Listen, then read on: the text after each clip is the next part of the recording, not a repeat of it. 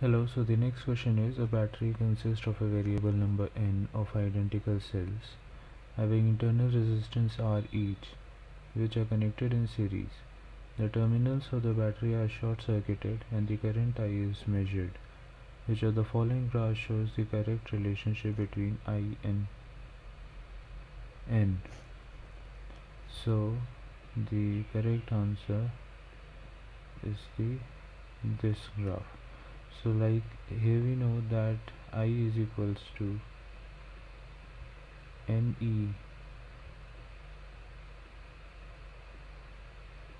by capital N R, that is majorly equal to E by